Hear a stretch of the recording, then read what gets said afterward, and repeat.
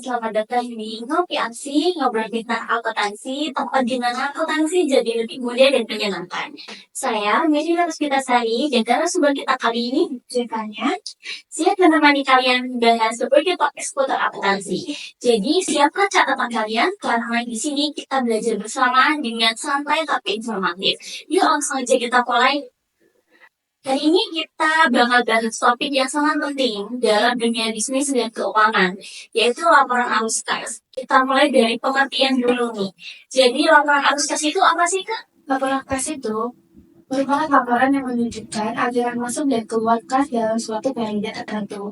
Artinya itu kita bisa lihat berapa uang masuk dan keluar dalam perusahaan kita. Jadi laporan ini penting banget ya, Pak, buat suatu konsumen bisnis dan keuangan. Benar banget. Laporan ini sangat penting karena ibaratkan laporan ini seperti darah dalam suatu perusahaan. Tanpa kas yang cukup, operasional itu bisa terganggu. Walaupun perusahaan itu untung dalam laporan modal mereka. Nah, sangat penting sekali ya teman-teman, laporan arus kas pada bisnis dan keuangan. Sekarang kita akan mengetahui apa aja sih, Kak, kegunaan laporan arus kas itu. Yang pertama itu laporan ke arus kas dapat membantu perusahaan untuk mengetahui kemampuan menghasilkan kas dari aktivitas operasionalnya. Jadi perusahaan itu tahu nih, apakah bisnis utama mereka benar-benar menghasilkan uang tunai, bukan cuma laba dari yang semata saja. Jadi bisa dikatakan sebagai alat ukur dalam menilai kesehatan bisnis ya. Benar banget. Untuk yang kedua, yaitu laporan arus kas dapat membantu manajemen dalam mengambil keputusan. Seperti kapan harus melakukan investasi ataupun untuk bayar hutang. Jadi mereka itu bisa menilai apakah perusahaan itu punya likuiditas yang cukup untuk membayar suatu dividen, bunga, ataupun untuk melunasi dana. Berarti sejenis analisis likuiditas pada perusahaan ya, Pak? Benar banget. Dan untuk yang terakhir, laporan arus kas ini bisa menjadi alat deteksi masalah keuangan. Kalau terjadi arus kas negatif, perusahaan itu harus segera mencari solusinya. Sangat bermanfaat sekali ya Pak laporan arus kas dalam menjaga kelangsungan bisnis ini. Nah, oke, selanjutnya kita membahas klasifikasi arus kas. Jadi arus kas itu dibagi menjadi 3 kategori utama, itu benar ya Pak? Benar banget. Yang pertama itu adalah arus kas dari aktivitas korporasi. Ini adalah kas yang dihasilkan dari kegiatan utama perusahaan, seperti penjualan produk ataupun jasa. Contohnya seperti penerimaan kas dari pelanggan, dan pembayaran kas untuk biaya operasional seperti gaji maupun bahan baku.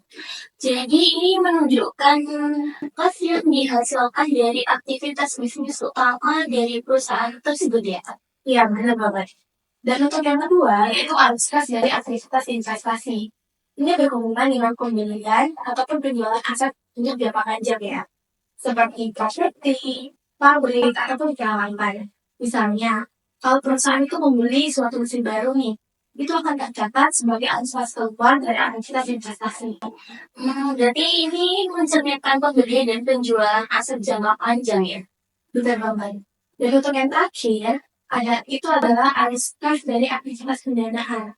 Itu mencakup kas yang masuk ataupun keluar terkait dengan sumber dana perusahaan, seperti pendanaan saham, pinjaman, ataupun untuk pembayaran dividen. Jadi, kalau perusahaan itu mengambil pinjaman ke bank, itu arus kas masuk dari aktivitas pendanaan. Sedangkan kalau untuk bayar dividen, itu berarti arus kas keluar dari aktivitas pendanaan. Jadi dapat disimpulkan ya teman-teman bahwa arus kas sangat berpengaruh pada kelangsungan bisnis dan perusahaan. Benar banget. Dan jangan lupa ya teman-teman, kalau arus kas juga bisa membantu kita dalam merencanakan perencanaan untuk keuangan. Dengan mengetahui kapan arus kas masuk dan keluar, kita bisa merencanakan pengeluaran dan bayar.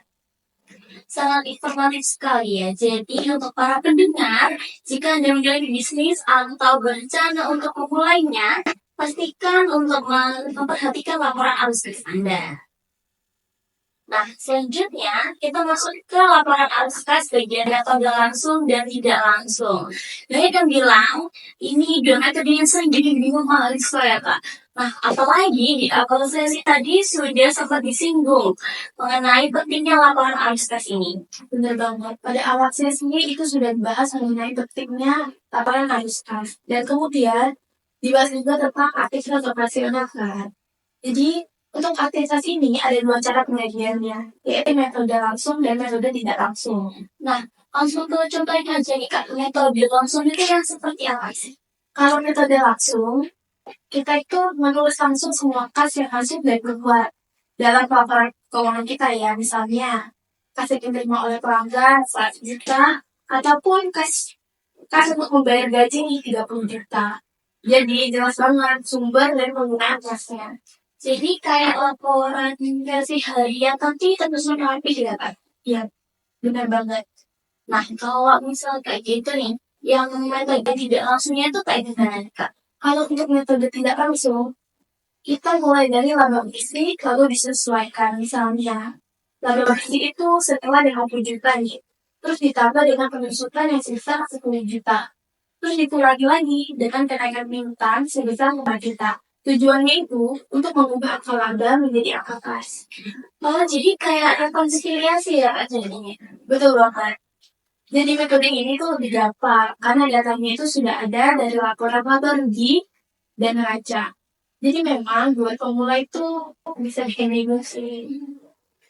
Jadi singkatnya nih, kalau metode langsungnya tuh to the point, tapi kalau metode tidak langsung itu berproses dulu ya Kak? Pas banget. Tapi dua-duanya itu bisa digunakan ya teman-teman tergantung dengan referensi dan kemudahan akses data perusahaan tersebut.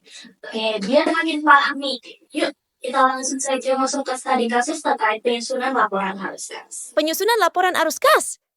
Dingle Corporation telah mengontrak untuk menyusun laporan arus kas. Controller memberikan informasi sebagai berikut. Simak baik-baik ya.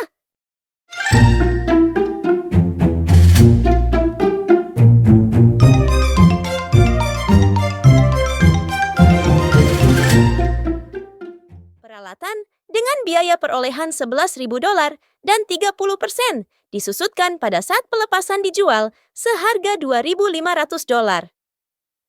Wesel bayar jangka panjang sebesar $5.000 dibayarkan dengan menerbitkan saham biasa. Dividen tunai yang dibayarkan adalah $5.000. Pada tanggal 1 Januari 2010, bangunan tersebut hancur total karena banjir.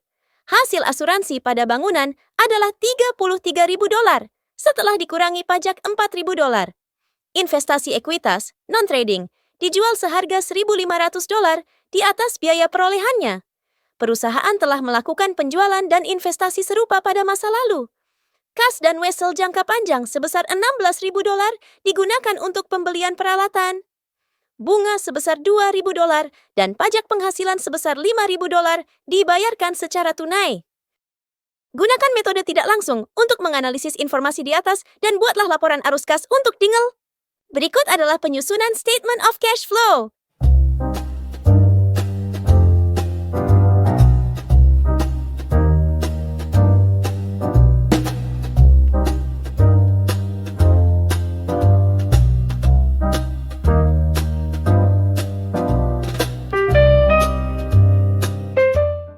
Jadi paham kan?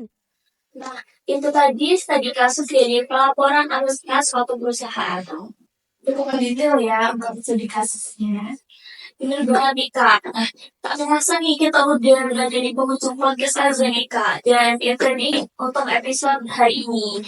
Terima kasih telah mendengarkan pembahasan kita pada hari ini di Ngobrol Pintar Akuntansi episode laporan arus kas. Semoga bermanfaat dan bisa membawa wawasan kalian ke dunia akuntansi. Jangan lupa follow dan subscribe agar teman-teman tidak ketinggalan episode terbaru dan podcast hari ini.